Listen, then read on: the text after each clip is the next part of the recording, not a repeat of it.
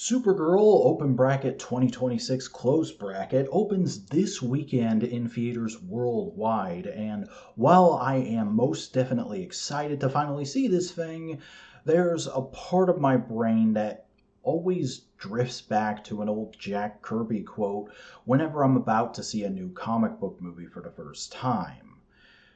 Don't get into comics, kid. They'll break your heart. It was Kirby's only advice to a young fan at one of the few conventions he ever attended, who wanted to know how to get into the business. And it wasn't meant to be cruel or needlessly mean. He was trying to be compassionate and let the kid down easy because he was nearing the end of a career that had basically only taught him that, both in how he and those around him had been treated. You see, most of these big iconic characters we love and have inordinate amounts of knowledge of now start off as just the germ of an idea from a single creator trying to support themselves and their family telling stories. Supergirl is no different, so while we've only got a few days left, I hope you'll listen to me talk a little about the man who created my favorite character in fiction. Before we get started, though, I do feel the need to acknowledge that a lot of what I am going to say here is knowledge I've gained from the books Otto Binder, The Life and Work of a Comic Book and Science Fiction Visionary by Bill Shelley, and Marvel Comics' The Untold Story by Sean Howe. So if you find this interesting and want to know more, please check out both those books on your platform of choice. Otto Oscar Binder, or Oob as his friends called him, was born on August 26, 1911 in Bessemer, Michigan. He was the first member of a family of new Austrian immigrants to be born in America. And judging by some of the things I'm about to talk about, I think that status weighed on him heavily for the rest of his life. Binder's strongest childhood memories were always of after his family moved to Chicago a few years later, during the time our modern idea of science fiction was just starting to take shape via pulp magazines. And it was because of this that he initially wanted to become a physicist, but he never really had the grades for it, so instead he wound up forming a writing partnership with his brother Earl under the pen name E&O Binder, the two first letters of their names being smashed together with the word and to create something kind of exotic sounding. It was usually pronounced as Eando all at once instead of E&O. I did look into a few of the early Eando stories as published in Amazing Stories magazine for this video, and they are good, but they're very of their time. They tend to just grab you with a singular, incredible idea for the time and the title, and then just keep repeating that it exists and it's useful while going through drama that feels kind of run-of-the-mill to me as a modern reader. But this would still lead to a notable point in Otto's career, when he and Earl created Adam Link, the first sentient sapient robot in fiction, and they also used the same title that Isaac Asimov would later make famous with his robot stories, I, Robot. Though Asimov did ask permission and he was a fan of Binder's work. This isn't a case of somebody shouting the same thing louder. The culture just happened to pick up on it more after Asimov, which is a bit of a shame in my opinion, because I think Binder really does deserve to still be talked about in science fiction circles just as much as Asimov is. You don't get characters like the original Human Torch, Data, C-3PO, Optimus Prime, The Vision, Bender, or even DC's own Red Tornado without Adam Link being there to pave a path for them first. Hell, the early Adam Link stories even feature a court case to decide his personhood that is a much more dramatic take on Star Trek's The Measure of a Man allegory for minority struggles in the legal system, almost a full 50 years before that episode aired. While people were marveling over Adam Link in his heyday, Oob enjoyed the fame by attending many offer parties of the time. at which he befriended Asimov and other pulp writers like H.P. Lovecraft and Robert E. Howard, and even met a couple of young up-and-comers named Jerry Siegel and artist Joe Shuster, who reportedly ran some ideas for a new character they were working on by him. However, Otto's success in the pulps would be short-lived, as when the Great Depression hit, he and his brother were forced to break up their partnership in order to search for other work. Otto eventually moving to New York at the invitation of his other brother Jack to work for an outsourcing agency that got him work in the newly emerging medium of comics with Fawcett Publications. This is where Otto would actually do the bulk of his comics work, initially bouncing around several characters before settling on the Captain Marvel family, who viewers of this video will probably know better as the Shazam family of characters. Bender actually worked very closely with the Big Red Cheese's co-creator C.C. Beck to write nearly 1,000 individual stories for Fawcett, building Cap into a much more light and fun character that kids could relate to and want to be, even when he wasn't boy reporter Billy Batson. You have to understand, this was a huge amount of work. His time with the character made up almost half of the original Marvel Family saga and included stuff like the most famous ongoing storyline of the era, the Monster Society of Evil, and the co-creation of Captain Marvel's little sister, Mary Marvel. Yeah, that's right. All y'all who were firsting after Carolyn Grace Curry a few years ago when Shazam 2 came out, kind of partially owe that to Otto Bender.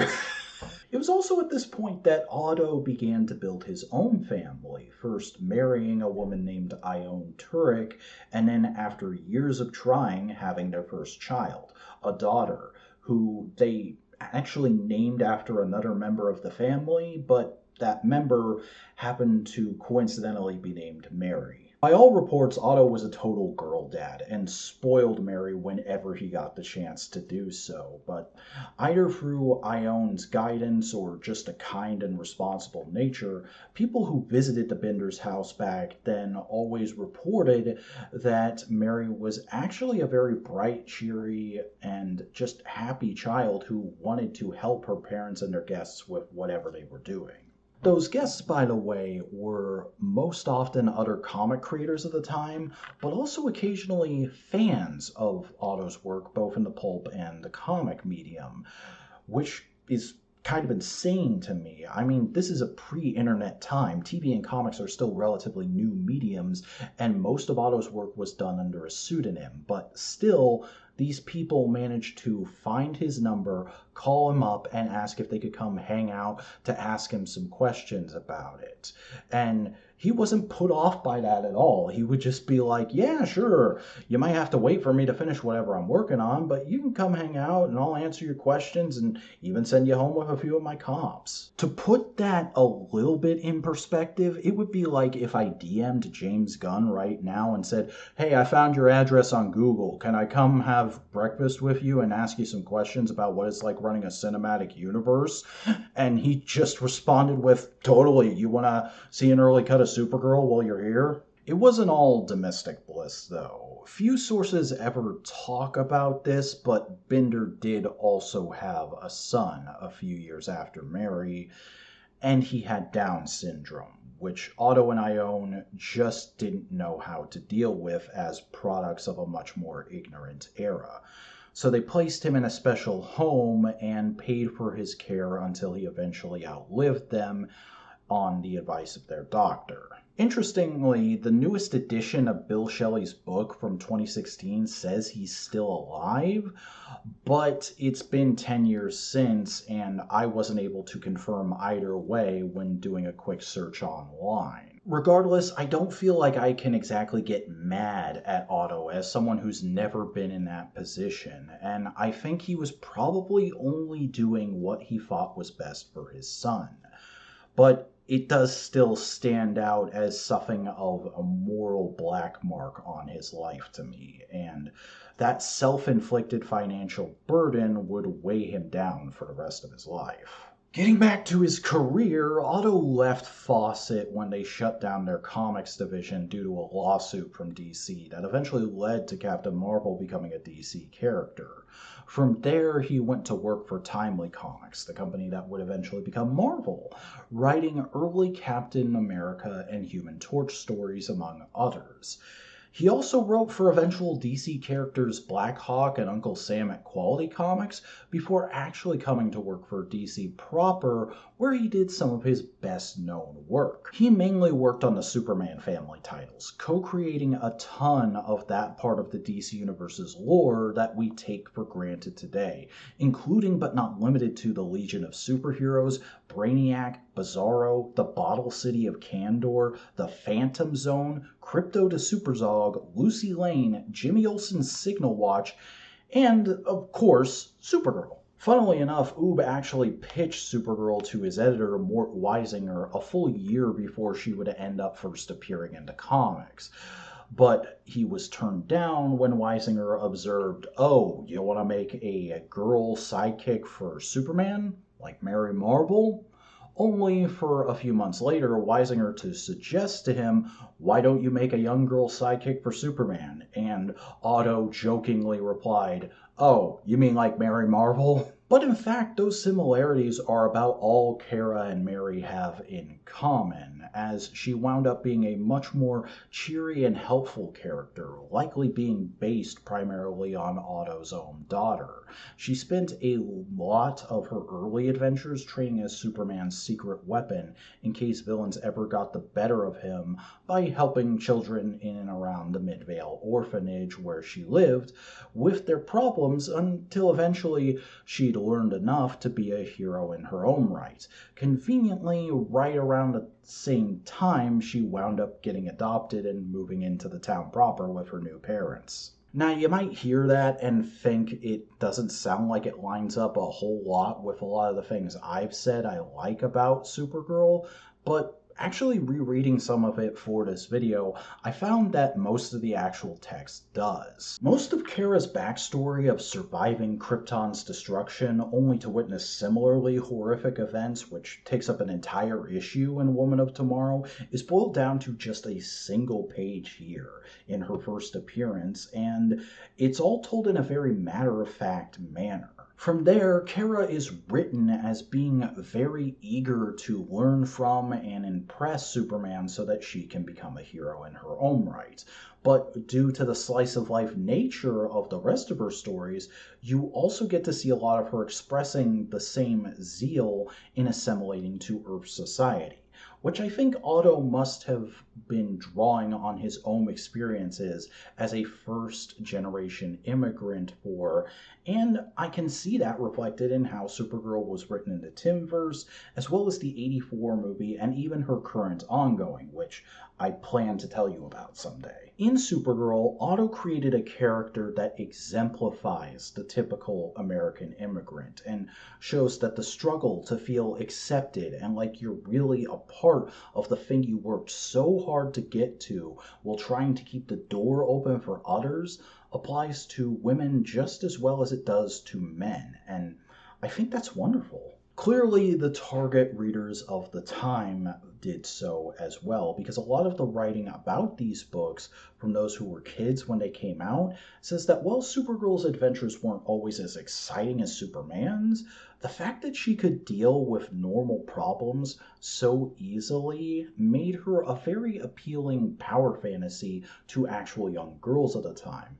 And the fact that she was often drawn as the ideal girl next door type made her very appealing to young boys as another kind of fantasy that would go on to turn into a bit of a nightmare when she started getting rebooted in the comics. This would be about as high as Oop's star would rise in the world of fiction, though, as in 1967, Mary Bender was killed in a car crash just outside of her school at just 14 years old.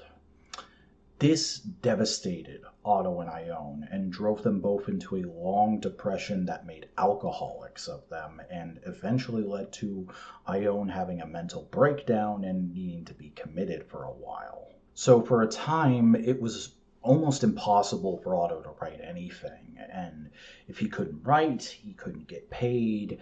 And if he didn't turn anything in, then DC had no further use for him. And eventually he just chose to leave on his own. Moved upstate to a sort of ranch house in the woods with Ione to try and get away from it all, leaving the industry to just start forgetting about him bit by bit. Eventually, he got into early UFOlogy while he was living up there and started writing new science fiction and even some actual scientific books, which came in the form of standalone novels and novellas and even a few textbooks that NASA distributed to schools. He did keep a liberal bent to his work for a while, even publishing a short story about a Martian teacher that comes to work on Earth who then faces much distrust from humans in a clear allegory for a black person moving into a white neighborhood during the civil rights era of the 1960s. But eventually he started to get less and less work and his finances got tighter and tighter.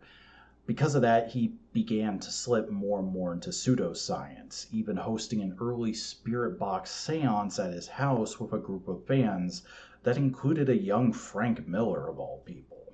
He did still stay outwardly hopeful in all that, though, remarking to one friend late in life that he was sure aliens were real and he didn't so much care as to go up in one of their flying saucers out into space as just meet one of them and welcome a whole new type of person to Earth. Otto died in October of 1974, just a single day before his final book was supposed to come out, having already even sent out signed copies to a few friends and family members. The cause of death was never made official, but it's widely assumed to have been a heart attack. He was just 63 years old, having been a man who worked his entire life as an independent writer in a couple of industries that only really did work for hire and never offered unions or health benefits of any kind. Ione actually outlived him for about 20 years after that, but eventually both of them were laid to rest right next to Mary. And from his death on, their names kind of just faded into obscurity as far as comic book and science fiction fans were concerned. Though it has a rough ending, I still find Otto Binder's story to be pretty inspirational. I mean, he was a first-generation immigrant who contributed so much to popular culture, kept most of his work very optimistic and in support of minorities, and remained incredibly gracious with his fans right up until the end. He wasn't a perfect man, of course, but without his work, I think we'd be living in a much different world.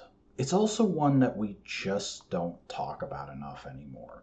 Sure, everyone knows all the original Marvel Bullpen members, Siegel and Schuster, Bill Finger and Bob Kane, and even creators from later in these characters' histories like Denny O'Neil and Jim Shooter, but can you believe I never even heard of Otto Binder until I began looking into Supergirl's creation as a young adult? It really goes to show that comics are kinda just a cruel business that only want to take your ideas and give you as little credit as possible at the end of the day. And if you don't believe me on that, check this shit out. This is the newest collection of her earliest stories, at least that I own. And on the back here, all the creator credits. Binder last. What the hell, man?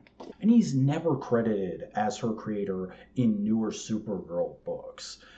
We get a credit for Siegel and Schuster on anything with the word super in it that DC publishes now because of a lawsuit, which is good. I do think that they should get that and they shouldn't have had to sue for it.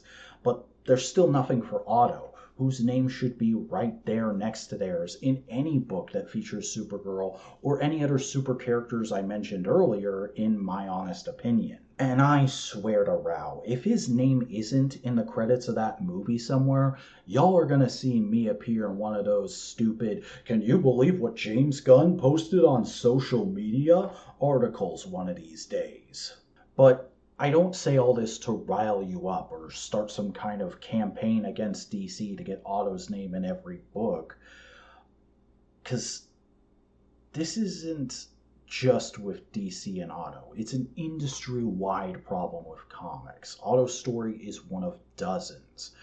I just wanted to use the opportunity of this movie and the small platform I have here to bring some attention to it. So hopefully I have. So while you're in line for Supergirl open bracket 2026 closed bracket this weekend, wearing your crypto shirt, holding your Lobo popcorn bucket in one arm and your Creme of the Yellow Hills action figure in the other, spare a thought for Otto Bender, his life and his work. And maybe if you have a good time at the cinema, as I sincerely hope we all do, when you get home, go online. Donate some money to the Hero Initiative or Comic Creators GoFundMe in his name, or just go on Find a Grave and leave some flowers for the Bender family.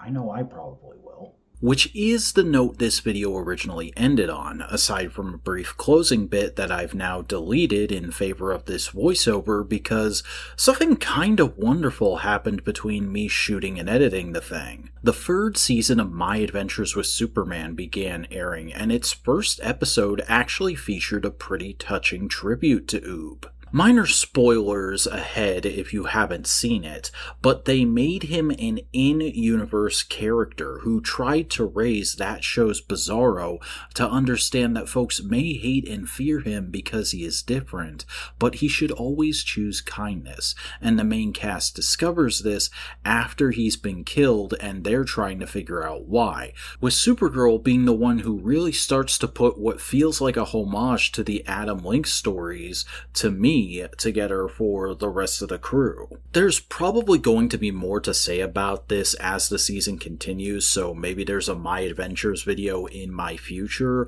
but for now I just wanted to make sure to add this to acknowledge the tribute and say that though I am still hopeful and excited for the movie, this has kinda already made my month as a fan of Supergirl and someone with great respect for her creator. Hopefully the movie does live up to the hype, but I won't know for a few days more, and I've now said all I felt I needed to beforehand, so I'll see you on the other side.